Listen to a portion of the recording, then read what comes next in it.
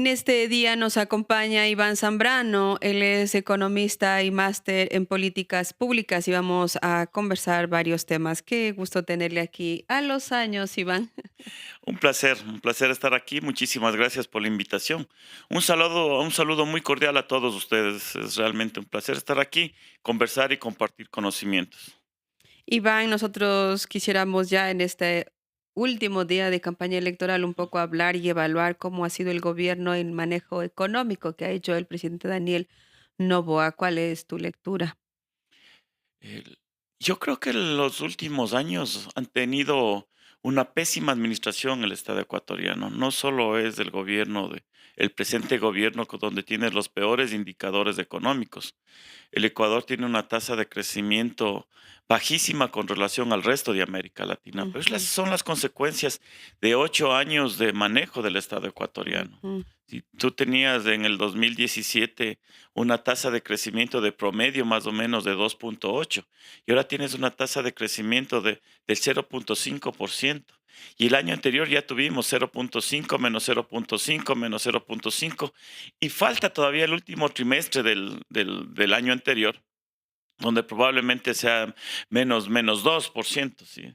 Entonces vas viendo que todos los países de América Latina tienen una tasa de crecimiento del 1,5, del 2,25, 3,2, o en el caso de Venezuela del 5%, por ujú. ejemplo, ¿ya?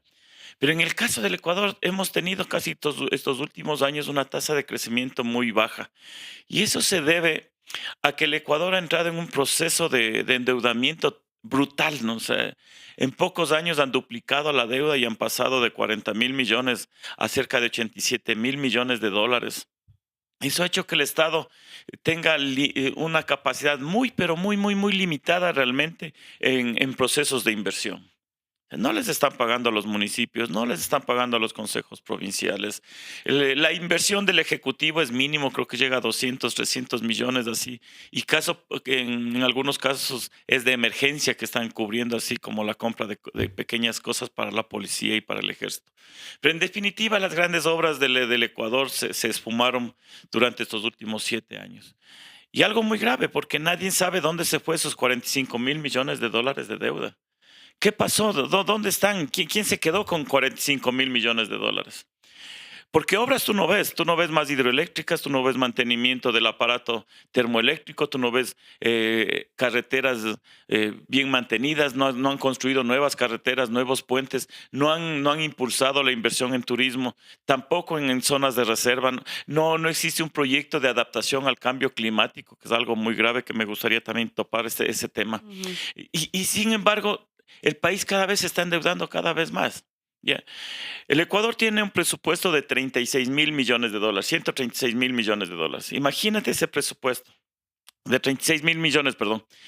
De esos 36.000 millones de dólares, sí, de esos 36.000, tiene un déficit de 13.200 millones de dólares. O sea, el 33% tenemos un déficit presupuestario. O sea, con ese déficit no tienes para cubrir gasto corriente. Con ese déficit no tienes dinero para inversión. Ese es el Ecuador que tenemos ahora, ¿sí? Y encima tenemos un presidente que quiere vender los bienes públicos del Estado ecuatoriano. Ujú. Entonces, cuando ya un gerente vende los bienes, vende los bienes de la empresa, lo que está diciendo es, ¿saben qué? Yo no puedo más. La única salida es la venta de la empresa y que se declare en quiebra.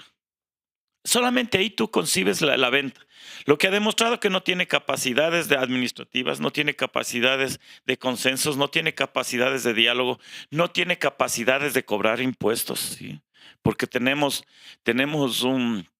una cartera vencida en el SRI de 3.800 millones de dólares, de los cuales 2.200 millones ya están con sentencia en firme, o sea, ya no hay ningún paso para atrás. Tienen que pagar. Ujú, Deben de pagar, porque no lo pagaron por algo, ujú. ¿sí? Entonces, probablemente no lo pagaron porque estaban pensando en que les van a condonar la deuda, pero esa es la realidad. Ahora, hay que hacer un análisis de esas empresas también, si la situación económica del país que han destruido la economía en estos 7 años si esas empresas son consecuencias de esas malas medidas económicas que han adoptado el Estado y que por eso no han podido pagar. La otra situación es que probablemente el Estado no les pagó porque vendieron bienes, vendieron insumos, vendieron servicios y el Estado no les pagó. Ujú. Entonces, ¿cómo puede haber empresas que no tengan dinero para pagar si tampoco recibieron dinero del Estado? Entonces, hay que hacer un análisis más integral de la situación, pero 2.200 están ahí que no lo han cobrado. Y frente a eso, y comienzan a vender los bienes, como el caso del campo Sacha. Campo Sacha. Sí, pero ese es lo que demuestra el gobierno, no es un problema del presidente Noboa, sino el gobierno en su conjunto, es que no tienen una capacidad administrativa. Porque tú cuando contratas a un gerente para que le saque adelante a un país, no para que lo remate. Porque ella no es un administrador, ahí viene a ser un liquidador.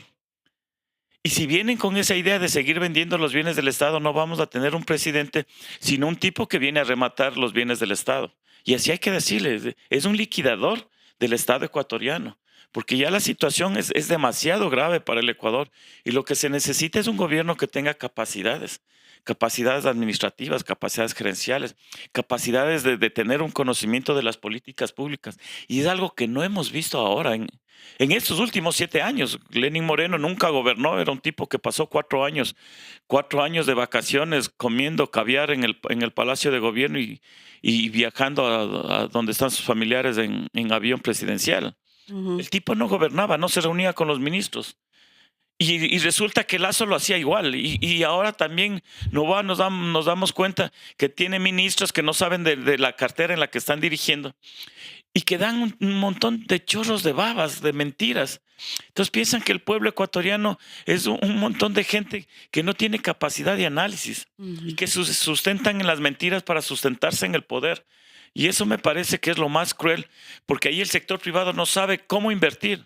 ¿E invertir para qué? Si sabes que hoy te dicen una mentira, mañana otra mentira y pasado mañana otra mentira.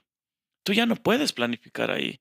¿Cómo puedes planificar cuando no tienes líneas claras de qué es un gobierno, qué es lo que quiere el gobierno? Yo hasta ahora no entiendo qué es lo que quiere. No es neoliberal, tampoco es alguien que defiende la economía de mercado, tampoco defiende la redistribución de los ingresos. Es un gobierno que no tiene nada. ¿Qué tipo de gobierno es? Porque la gente dice, es neoliberal, es un gobierno de empresarios. No tiene nada, o sea, al menos si tú tuvieras un gobierno que te defiende las ideas neoliberales y entonces te plantea las cosas de las leyes del mercado, donde todo mundo entra a jugar a Competir. titanes en el ring en el mercado, entonces tú dices, sí, estamos dentro de estas reglas y vamos a invertir para ver si podemos, si yo que soy paralítico compito con el ganador de la medalla olímpica de 100 metros planos. Pero tampoco tienes. Si tú analizas la discursividad, no tiene discursividad este gobierno. Ese es la peor desgracia que estamos teniendo en el Ecuador, al saber que tenemos un gobierno que no tiene ni discursividad, no tiene ni ideología, no tiene ni propuestas, no tiene ni metas. ¿Cuál meta te ha planteado en esta discursividad, en esta campaña política? A mí me gustaría saber que alguien nos escribe y nos diga, mire, esa es la meta que tiene el presidente. No lo tiene. Y si tú analizas el plan de gobierno del presidente Noboa, esas metas son efímeras, son pobres. O sea, de bajarte en uno de seguridad que miré, el del plan de gobierno decía, bajar de 55 muertes por cada 100,000 habitantes a 48. Oigan, o sea, ¿qué tipo de gobierno estamos teniendo? De pronto, para él no es la prioridad la seguridad. De pronto, para él la prioridad es los 70,000 o los 80,000 millones de dólares en bienes que tiene el Estado ecuatoriano. O sea, ¿qué es lo que quiero decirte? Que el Ecuador logró un periodo de grandes inversiones en el Ecuador, como son hidroeléctricas, carreteras, pozos petroleros. Se mantuvo la producción petrolera en 550 millones de dólares. 50 millones de barriles de petróleo. Y hoy están en 480. O sea, ni siquiera en eso que te dan dinero, que te generan ingresos, han logrado mantener. Mm. Y ahora le dicen, el Estado no tiene dinero. Claro, lo destruyeron. Pero ¿tiene o no tiene recursos suficientes para promover una economía saludable en el Ecuador? El Estado ecuatoriano tiene que hacer varias cosas. Gane quien gane. Si Mm, gane quien gane, tiene que entrar. Si van a rematar los bienes del Estado, van a tener comida para este año y hambre para los siguientes años. ujú. Sí, porque el Estado sí, se achica su capacidad recaudatoria. Sí, es falso que va a cobrar más impuestos. No, el Estado va a dejar de percibir ingresos económicos. Eso ya lo vimos en los años 90, eso le vimos a principios de este siglo, en el año 2000, cuando la recaudación de tributos era apenas de 3.500 millones de dólares. O sea, de nada sirvió el neoliberalismo de los años 90, que fue un neoliberalismo a medias. Tampoco de nada sirvió todo lo que hicieron del año 2000 al 2006, porque su recaudación era de 3.500. La recaudación de cobro del petróleo era igual de 3.800 millones de dólares. O sea, el Estado casi no recibía nada. Es lo que nos dejó la historia de la aplicación de medidas neoliberales en el Ecuador. Un remate del Estado ecuatoriano, y tuvo que venir un gobierno para nuevamente entrar en un proceso de inversión, un proceso de reingeniería de la deuda. Ahora, yo no les he escuchado a los candidatos qué es lo que van a hacer con lo de la deuda. ¿Sí? ¿Cómo está la situación de la deuda interna y la deuda externa en el Ecuador? Si ya el Estado ecuatoriano estamos en 87.000 millones de dólares, imagínate, y tienes que pagar cerca de 7.000 a 9.000 millones de dólares cada año. Anuales. Ujú. Cada año, entre capital e interés, ya se le cumple la deuda en este año. Por eso que este gobierno tiene que, cualquiera que gane, tienen que pagar 11.200 millones de dólares de deuda. ¿Dónde te quedó? ¿Desde ¿Dónde te cuándo quedó? estamos endeudados? O sea, ¿es Hasta reciente? verás, a finales del 2016 el Estado te estaba debiendo 38.000 millones de dólares. Ujú. A finales del 2017 estábamos en 43.000 millones de dólares. Pero hoy estamos en O 87. sea, se duplicó en 8 Sí. años. El problema es que no sabes en qué invirtieron ese dinero. La Constitución te dice claramente, se puso un candado ahí, un candado estricto de que la deuda tenía que ser estrictamente para proyectos de inversión, y que esos proyectos de inversión debían de ser sustentables para que desde ahí mismo se pueda pagar ese, La deuda. esa deuda, ¿no? El caso concreto, el caso de las hidroeléctricas, que se hizo créditos chinos para 2, 3 años, y después Ya ya no las pagan. hidroeléctricas se autopagaron, porque, por ejemplo, la hidroeléctrica, la que está en la Amazonía, la que más te La produce, Coca-Cola la Sinclair. Coca-Cola Sinclair, esa tuvo un endeudamiento de 3 años, pero ya comenzó a funcionar, y el Estado comenzó a vender 300 millones anuales. Entonces esa hidroeléctrica se pagó solita en los primeros 5 años. Sí. Entonces, ese más o menos es el sentido para qué debía de servir la deuda externa. Ujú. Pero se rifaron 45.000 O sea, millones, desaparecieron, no están. desaparecieron probablemente lo hayan utilizado en gasto corriente, pero ahí significa malversación de fondos públicos. Probablemente con esa misma deuda pagaron intereses, y lo que hicieron pagar intereses de deuda, y lo que hicieron fue que siga incrementándose el capital mientras seguíamos pagando interés. Ujú. Pero no hay ningún informe. Muchos de estos informes de deuda fueron clasificados como ultra, ultra, ultra secretísimos, para que nadie sepa para qué sirvió esta deuda. ¿Ya? Entonces, esa es la realidad del país. Tenemos atrasos de sueldos en los gobiernos autónomos Deudas. descentralizados. 6 meses no les han pagado en muchos de los gobiernos autónomos descentralizados, y les pagaban el 40%, el 50%, el 60% de los sueldos. Para que se den cuenta cómo está el país. Si eso te hace la función pública, ¿qué capacidad tenemos nosotros de una reactivación económica? No lo tienes, no lo tienes. ¿Desde dónde debe venir la reactivación económica? ¿Es un papel, un rol que tiene que cumplir la empresa privada o el Estado ecuatoriano? Ves, cuando un Estado está en crisis, no lo puedes delegar eso al sector privado. Mm. La crisis del Ecuador es tan fuerte que demanda que exista un actor que te genere dinamismo económico. Y eso lo va a hacer el Estado ecuatoriano. En este momento, el Estado ecuatoriano.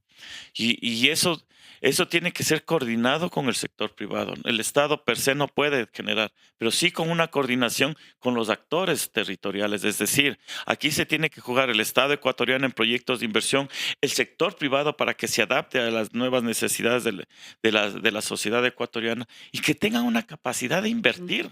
ujú, El problema es que en el Estado ecuatoriano el sector privado no invierte. ujú. Y si no invierte, lo que pasa es que el resto de países como la Unión Europea, China o los países asiáticos están invirtiendo en procesos de investigación, pero América Latina no. Probablemente el único país que esté invirtiendo sea Brasil y un poco Argentina. Pero el resto de países no. El sector privado se ha caracterizado por compra y venta, pero no por procesos de investigación. Entonces, ahí es donde tiene que jugar la academia un papel muy importante en procesos de investigación, que sean capaces de resolver problemas territoriales, que sean capaces de generar profesionales que den respuesta a los problemas que tenemos. No profesionales que vengan a vender los bienes del Estado, esos profesionales no necesitamos.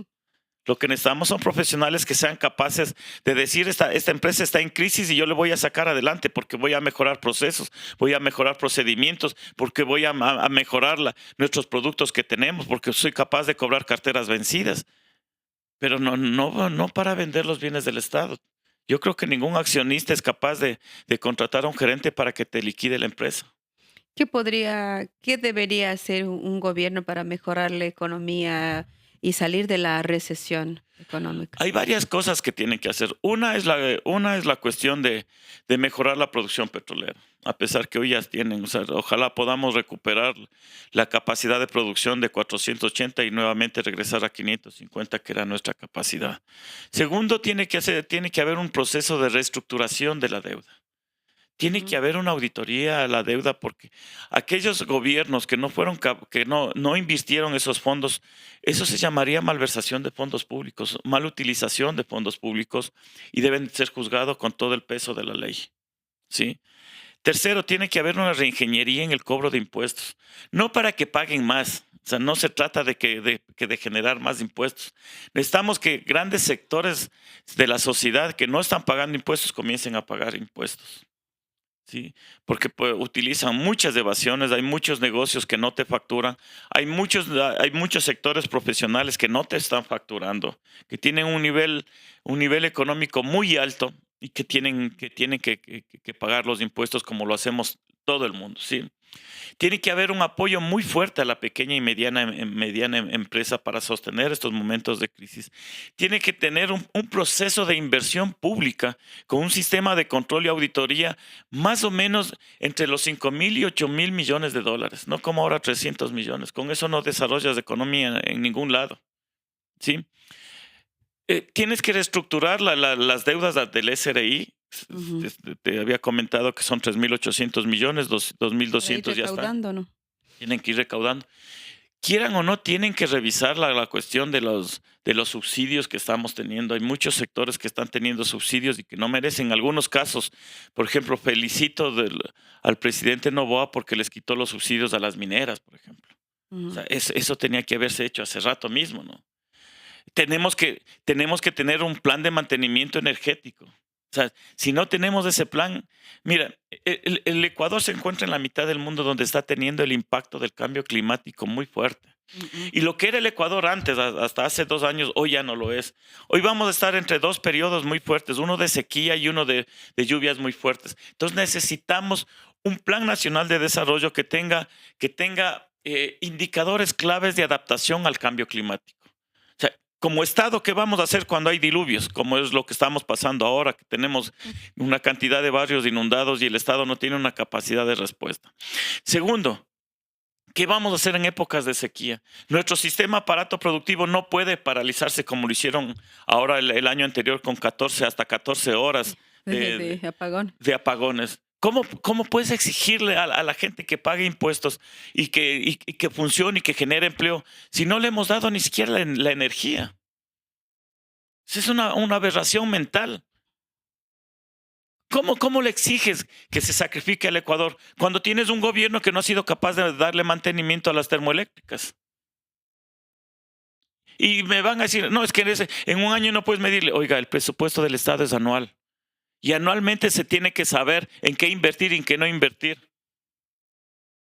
Y ahí tienen que jugar un papel muy importante. Tienen que entrar a un proceso de reestructuración de las Fuerzas Armadas y del Poder Judicial, quieran o no. Ya la corrupción ha contaminado, que están en actos de corrupción hasta el policía que te incauta la moto que legalmente tú compraste. Ujú. Y tienen que pasar por el detector de mentiras, jueces, fiscales, policías, fuerzas armadas, para ver cuántas de esas permanecen o no. Porque estoy seguro que en el momento en que un gobierno plantee la necesidad de pasar por el polígrafo, todas las fuerzas armadas, toda la policía, todos los jueces, todos los secretarios, todos los fiscales, va a haber un montón de renuncias. Y que vengan una nueva generación de jóvenes que tengan principios y valores capaces de que no se vendan ni se rindan al mejor postor. O sea, tú ves ahorita algo que te asusta de cómo la corrupción ha topado casi todas las instancias del Estado ecuatoriano. Y es necesario comenzar a reestructurar eso. Y ese es un mensaje para los dos candidatos. Tienen que entrar en una lucha contra la corrupción muy fuerte en el Estado ecuatoriano. ¿Y hay condiciones para eso en este momento, para poder Esas son resurgir la decisiones economía? políticas, eso tienen que hacerlo, eso tiene que hacerle la asamblea con el ejecutivo. Eso tienen que hacerlo obligatoriamente. Si no, vamos a seguir teniendo un país que va a seguir siendo el primer país exportador de cocaína, que es una pena que lo diga, pero el Ecuador ya fue declarado como el principal exportador, el primer país exportador de cocaína, lo cual nos pone en un sitial igual que Afganistán, que es el principal exportador de opio del mundo, ¿sí? Y nos ponen los peores indicadores. Tenemos un sistema educativo muy calamitoso también, es justamente porque no tiene los insumos, no tiene los bienes, ya dejamos de ser ese país que éramos un ejemplo para América Latina y hoy estamos en estas condiciones. Y en estas condiciones, ¿qué podemos hacer? Ese es el gran debate que toda la sociedad ¿Qué le ecuatoriana depara tenemos que hacer. al país? Y tenemos una sociedad llena de miedos Ujú. que han metido tanto miedo desde el 2012 más o menos, que los medios de comunicación, que han hecho que hoy tenemos una sociedad llena de miedos, ¿no? O sea, estaba dictando un curso y era increíble porque 6 meses no les pagaron y van a votar por el gobierno que no les pagó los sueldos. Entonces dices, ¿qué es lo que en el subconsciente de estas personas, qué es lo que les afectó? Ujú, ¿A qué miedo tienen que se dan esa facilidad de decir, yo prefiero que no me paguen 6 meses antes de, ujú, ¿ya? Y eso estamos. Y en otro caso, yo soy pobre, pero si tengo este príncipe azul, al menos me siento que soy de clase media. ujú. Necesitas una figura para sentirte clase media. Son otros, ¿no? Los símbolos que No se tienen están. para agarrar la rienda, no tienen que comer. Pero miran en un candidato y le dicen, no, yo me siento clase media porque yo soy de esto. O sea, Sin ser, ¿no? Mm, en muchas de las cosas yo siento que estas personas tienen una autoestima demasiado baja, que no creen en ellos mismos, no creen en sus familias, no creen en su entorno y necesitan de una figura así como el princesito del mm. cuento de hadas para seguir sobreviviendo y seguir teniendo fantasías, ¿no? ¿Y crees que el gobierno de Noboa podría mejorar la economía si la gente dice, no, pues 1 año y medio no es suficiente? ¿Crees que El, sí en caso de verás, reelegirse? el presidente Novoa es un presidente joven Ujú, que tiene mucha energía, pero una sola persona no puede hacer un cambio en el Estado ecuatoriano. O sea, el presidente Novoa no puede decir es que no, me dijeron que hay un médico buena gente y le pongo de ministro de salud. Eso en el Estado ecuatoriano no puedes hacer. ujú, Sí.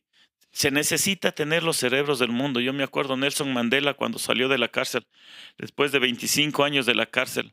Él no salió con unas ansias de venganza hacia la gente que le encarcelaron y que por 25 años no vio ni siquiera la luz. ujú. Él pidió al mundo que le ayuden a sacar adelante su país, a Sudáfrica, y pidió que los cerebros del mundo vengan a ayudar y a colaborar en Sudáfrica. Eso es lo que necesitamos en el Ecuador. Un gobierno, no solo para el presidente Tú Noboa, ni dices un para equipo de trabajo que necesita. necesitamos un equipo de trabajo con mucha experiencia que tenga una capacidad de tomar los problemas y resolverlos, de encontrar las causas de los problemas y resolver esos problemas. Necesitamos cerebros. Ojalá sean de la mayoría ecuatorianos, pero si no es traer los expertos, no un terrorista que es experto en matar. Como Eric Prince. Sí, ese tipo invadió Afganistán y en menos de 5 años lo convirtió en primer exportador de opio en Afganistán. O sea, para que te des cuenta. Y pensamos que esos son los héroes que necesita el Ecuador. O sea, es una verdadera estupidez eso. Ah, ¿O queremos que vengan y maten y asesinen al estilo de Hitler acá en el Ecuador? O sea, que es verdad un poco de lo que dijo, bueno, el gobierno de Venezuela, ¿no? Que es el asesor del narcotráfico en América Latina. No, pues, Podría ser. antes tenías 3 bases militares en Colombia en el 2009. Se cierra la base en Ecuador y forman 4 bases más en Colombia. Y Colombia triplicó la cantidad de hectáreas de coca. Y triplicó la cantidad de cocaína que sale de producción de Colombia.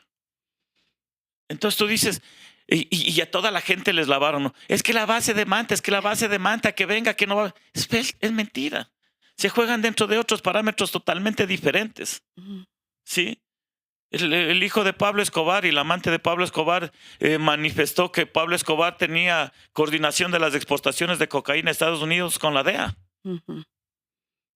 Eso está en su libro. Si ustedes cogen y leen el libro del amante de Pablo Escobar y el libro del hijo de Pablo Escobar, te dice que coordinaban los cargamentos de cocaína hacia Estados Filipinas. Unidos. Ujú. Y probablemente sea dentro de una estrategia de lucha que tienen ahí, donde si tú eres del Estado y eres la primera potencia mundial, necesitas controlar todo para evitar que alguien te meta bombas y cosas como esas, ¿no? Pero esa es la realidad del mundo y del Ecuador. ¿Y cómo le afecta la economía del tráfico de drogas al Ecuador o cómo le está afectando a la El problema es economía? que cuando hay mucha gente que dice que ese no es el problema de América Latina y que debería de legalizarse. En algún momento también creo que la cocaína y la marihuana debería de legalizarse.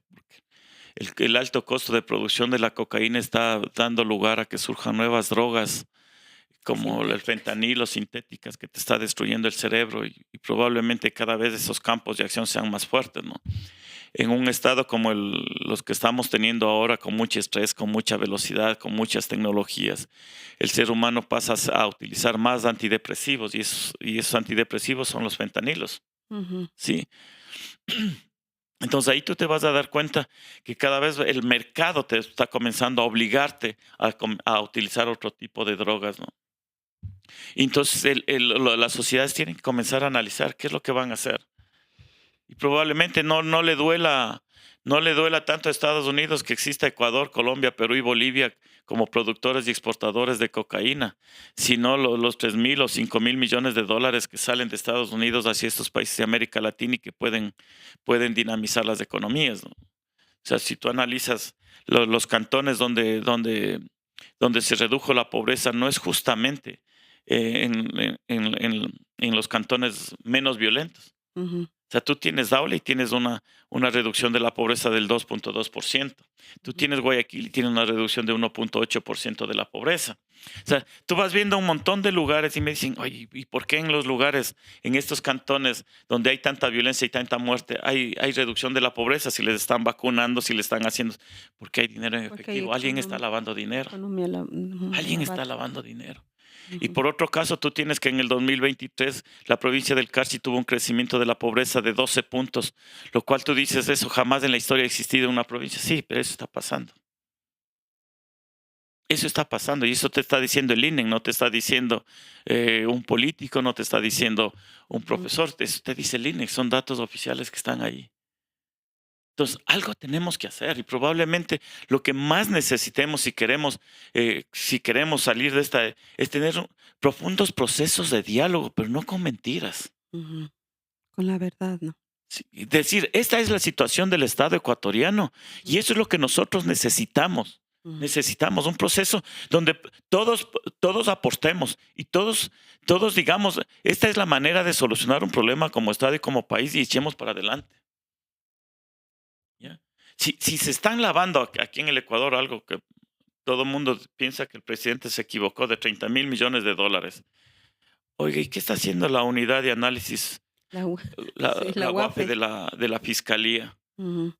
¿Qué pasó con los bancos, con las cooperativas que están lavando esos dineros?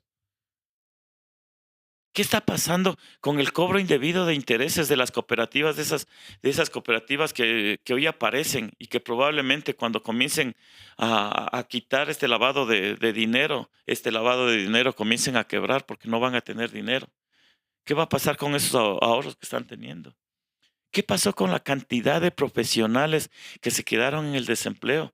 250,000 personas dejaron de trabajar gracias a los apagones del último trimestre del año anterior. Ujú.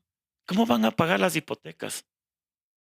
¿Cuál es, cuál es la respuesta que tienen estos candidatos frente a los préstamos hipotecarios de una clase media que hoy ya no tiene empleo, que hoy ya no tiene formas de ingresos, que hoy no tienen formas de pago? Ujú. Y Ah, resulta que tú pagaste por 10 años y resulta que cuando vas a preguntarle cuál es el saldo te dicen que la deuda está en 95%. Algo estamos haciendo mal, algo estamos haciendo mal. ujú. Muchísimas gracias, Iván. Qué gusto haberte tenido aquí en esta mañana para conversar sobre estos temas que hacían falta contarlos, comentarlos y reflexionarlos en Radio Medio Mundo. Muchísimas gracias. Gracias a todos ustedes.